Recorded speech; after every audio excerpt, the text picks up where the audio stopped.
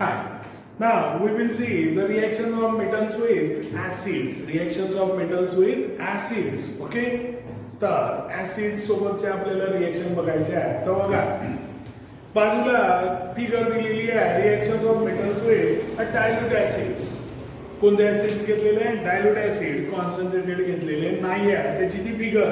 तर बघा तिथे तर सर्वात पहिले आपण टेस्ट ट्यूब मध्ये काय घेतलेलं आहे? दॅट इज झिंक ग्रॅन्युल्स घेतलेले आहे. झिंकचे ग्रॅन्युल्स घेतलेले आहे. ओके. तर ग्रॅन्युल्स स्पेलिंग बरोबर लिहिलेलं नाही आहे. GRANULES पाहिजे. तर ए पण मधात आलेला आहे. ए च्या जागी तो यू पाहिजे आणि यू अलीकडेच आहे. तर ए ची गरज नाही आहे. असो झिंक ग्रॅन्युल्स घेतलेले आहे आणि मग त्याच्यामध्ये आपण HCl ऍड केलेला आहे. काय ऍड केलेलं आहे? HCl. It is hydrochloric acid. बाजूला दाखवलेलं आहे टेस्ट ट्यूब मध्ये डायल्यूट HCl. पहिले झिंकचे ग्रॅन्युल्स घेतले होते आणि त्याच्यामध्ये आपण डायल्यूट HCl ऍड केलं आणि मग जे फिगर मध्ये दाखवलेली आहे तशी आपण अरेंजमेंट केलेली आहे.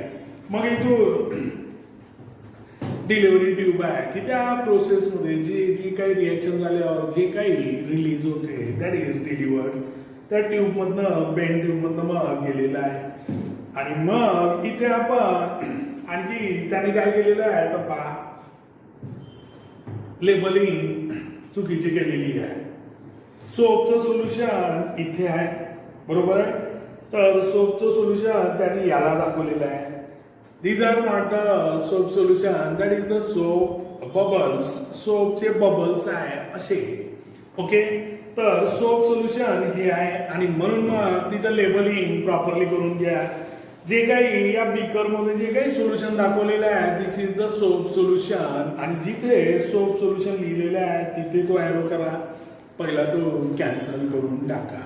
Okay. And these are the bubbles, no doubt. These are the bubbles of soap. सोपचे बबल्स आहेत. म्हणून याला जे सोप सोल्युशन नाव दिलं ते कॅन्सल करायचं. तर these are the soap bubbles. Okay. सगळ्यांना सोल्युशन आणि बबल्स समजते. तर मग ज्या बीकर मध्ये सोल्युशन दिलेलं आहे it is a soap solution आणि जे बबल्स दाखवलेले आहेत these are the soap bubbles. आणि मग हे हायड्रोजन गॅसचे आहे.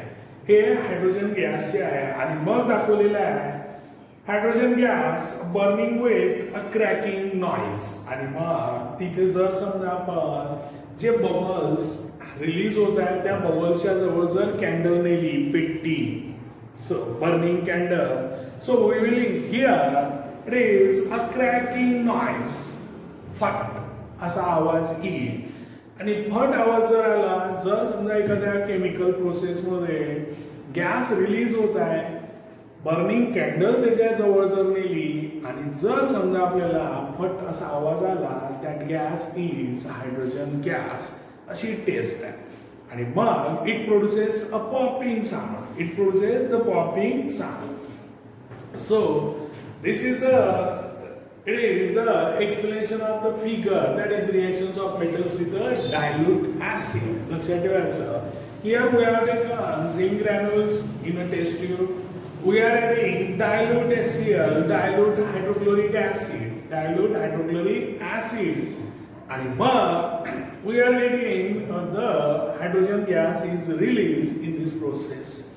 आणि तो बेन ट्यूबच्या द्वारे आपण सोपच्या सोल्युशन मधनं पाठवला आणि मग त्या हायड्रोजन गॅसमुळे सोपचे बबल्स झाले. त्या बबल्सच्या जवळ जेव्हा आपण बर्निंग कॅन्डल नेली तर we hear the popping sound that is fat and that gas is hydrogen gas. So in the earlier chapter we have looked into the reactions of metals with acids. आपण सुरुवातीला शिकलेलं आहे it is reactions of metals with acids आणि तिथे उल्लेख पण केला होता की हे आपण मेटलर्जी चॅप्टर मध्ये शिकू असं नव्यानं सांगितलं होतं. Are all the metals equally reactive? सगळेच्या सगळे मेटल्स इक्वली रिएक्टिव्ह असतात का? तर नक्कीच इक्वली रिएक्टिव्ह राहणार नाही. कारण काही मोर रिएक्टिव्ह आहे, काही मॉडरेटली आहे, काही लेस रिएक्टिव्ह आहे. तर इट इज याचा आन्सर असेल आर असल्यामुळे नो. तर some metals such as sodium and potassium are highly reactive. Some metals sodium and potassium are highly reactive. Metals such as iron zinc are moderately reactive. Metals such as iron and zinc are moderately reactive, while metals such as silver and mercury these are less reactive. आणि मग हे आपल्याला रिएक्टिव्हिटी series पाहिजे आहे.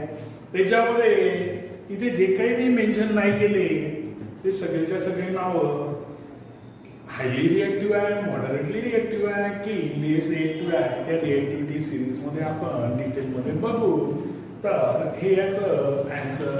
Now it is when samples of aluminum, magnesium, iron or zinc are treated with dilute sulfuric or hydrochloric acids.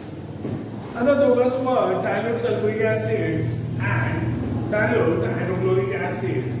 Sulfuric acid म्हणजे H2SO4, hydrochloric acid म्हणजे HCl. तर यांच्या कोणाकोणाचे reaction it is of the aluminium, magnesium, iron और zinc. All these are treated with dilute sulfuric or hydrochloric acid, sulfate or chloride salts of metals are formed. आता hydrochloric acid असेल तर काय होईल? इट इज क्लोराइड सॉल्ट तयार होईल कारण Cl आहे. HCl hydrochloric acid. जेव्हा हायड्रोक्लोरिक ऍसिड वापरू तो we will get the chloride salts of that metals. If we have used the H2SO4, in that case we are getting the sulfate. We are getting the sulfate and it is sulfate salts of particular metals. These are forms. तर आपल्या पुस्तकात HCl सोबतचे reaction दिलेले आहे पण इथे यांनी म्हटलेले आहे की H2SO4 सल्फ्युरिक ऍसिड सोबत सुद्धा रिएक्शन होते तर ते आपण लिहून घेऊ. पहिलं it is Fe. Okay, it is iron plus H2SO4. It is aqueous. Fe is a solid. Okay, so we get it is FeSO4. FeSO4. It is ferrous sulfate. It is ferrous sulfate plus hydrogen gas is released, no doubt. आपण pointing upwards वाले एरोनी सुद्धा दाखवू शकतो पण ते product साइडला लिहित असतात. So we will get the sulphate salt of metal and metal is it is Fe. So this is called as ferrous sulfate or iron sulfate. So Fe plus H2SO4 that gives FeSO4 plus H2. Okay, he reactions आपल्या पुस्तकात नाही आहे. आपल्या पुस्तकात hydrochloric acid सोबतच्या पुढच्या पेजवर दिलेले आहे. So you have to make the note of this. Then Zn. Again, zinc, it is solid, no doubt. It is H2SO4 aqueous sulfuric acid that gives zinc sulfate ZnSO4. It is aqueous plus H2 gas is liberated. Okay, तर ही पण सोपी reaction आहे. FeZn Mg ची पण सोपी आहे. फक्त Al मध्ये मॉलिक्युल्स आपल्याला अरेंज करावे लागतात. तर Fe H2SO4 FeSO4 plus H2 gas is released, that is ferrous sulfate. Zn plus H2SO4 zinc sulfate plus hydrogen gas is released. Now it is Mg, that is magnesium. Okay, so it is magnesium plus H2SO4. It is aqueous that gives it is MgSO4 magnesium sulfate, that is sulfate salts of metal, that is magnesium. So magnesium sulfate plus H2 gas is released. Okay,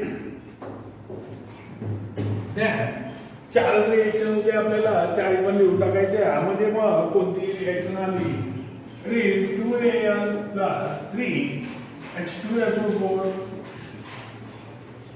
is a solid 2Al plus 3H2SO4 that gives Al2SO4 by 3 plus it is 3H2 that is gas is released. So this is aluminium, it is sulfuric acids, it is aluminium sulfate, it is aluminium sulfate plus 3 hydrogen gas, 3 molecules of the hydrogen gas are released. So all these are the reactions with the sulfuric acids which are not in our textbook. But here in theoretical part he has mentions when samples of aluminium, magnesium, iron or zinc are treated with dilute sulfuric acid. So we have written down all the 4 reactions, 4 metals reactions with the dilute sulfuric acid. So here we will mention dilute sulfuric acids. That is very better.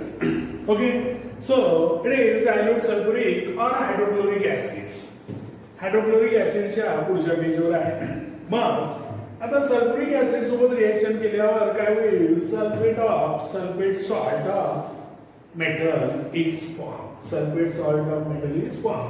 Here it is ferrous sulphates, zinc sulphate, magnesium sulphate, aluminium sulphate म्हणजे हे sulphate salts त्या particular मेटलचे तयार झाले. तर reason काय? We are using sulfuric acid, that's why sulfate salt is formed.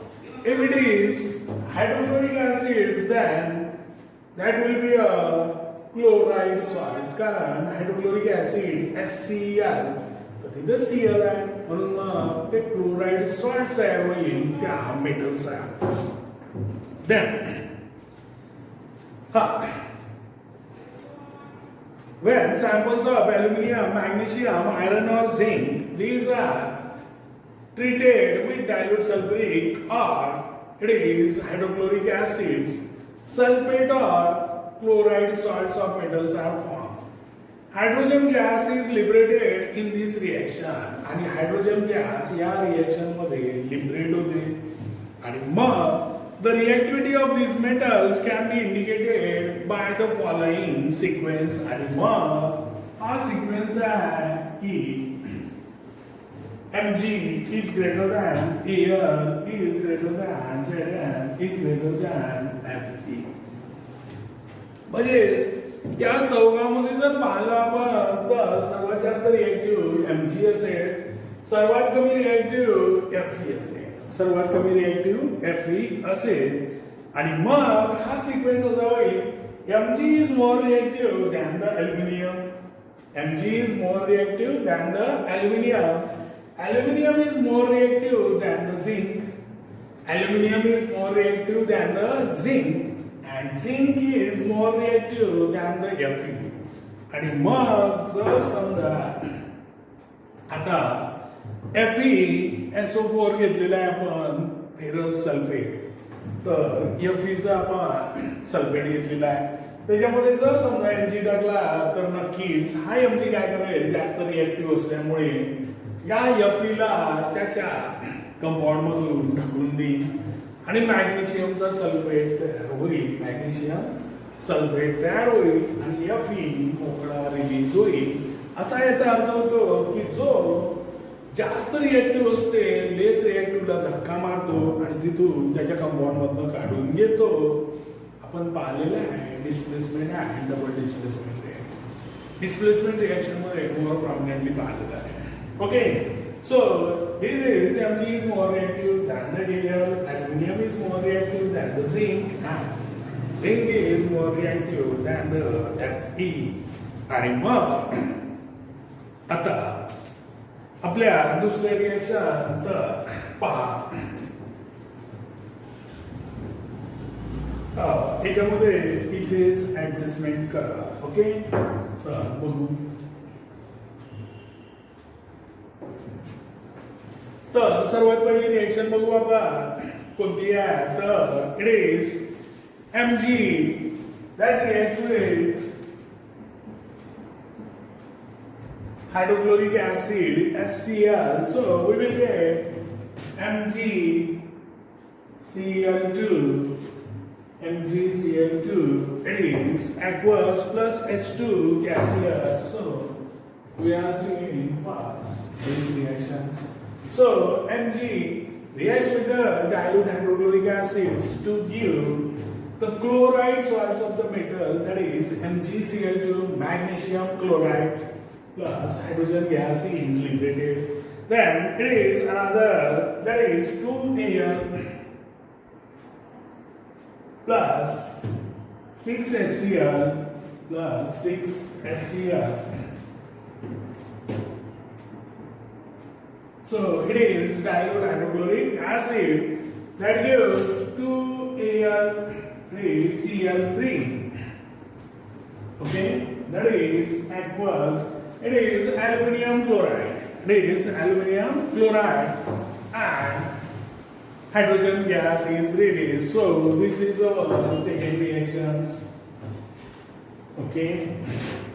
So पहिली magnesium सोबत पाहिली हायड्रोक्लोरिक ऍसिडची, दुसरी ॲल्युमिनियम सोबत पाहिली आणि मग तिसरी आहे आपली Fe सोबतची. सो इट इज Fe आणि मग Fe सोबत आपण रिएक्शन पाहिली तर here we will get Fe plus 2HCl, it is aqueous, that gives Fe, it is Cl2. Fe, Cl2, it is ferric chloride, aqueous, and here hydrogen gas is released. So this is our third reaction. Okay, then last one is Zn plus, it is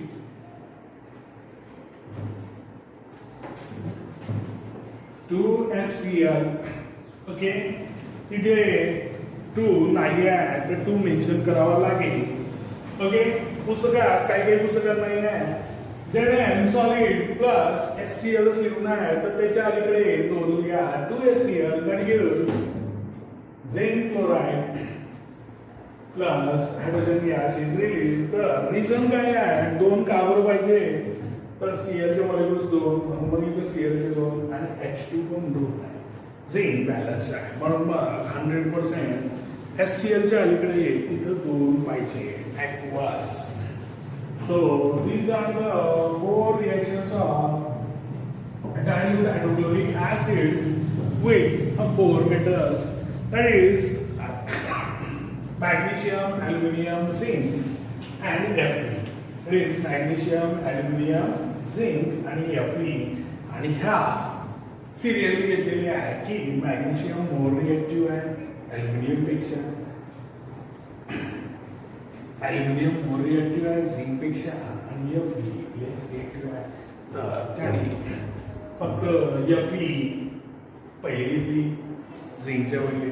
तर अशा प्रकारच्या these are the reactions of metals with the acids. आणि acids कोणते होते, it is dilute hydrochloric acids and dilute sulfuric acids. आणि nitric acid का बरं नाही पाहिलं तर त्याला सेपरेट महत्व दिलेलं आहे. Reactions of metals with nitric acid. That is the point of our next lecture. So till then, bye.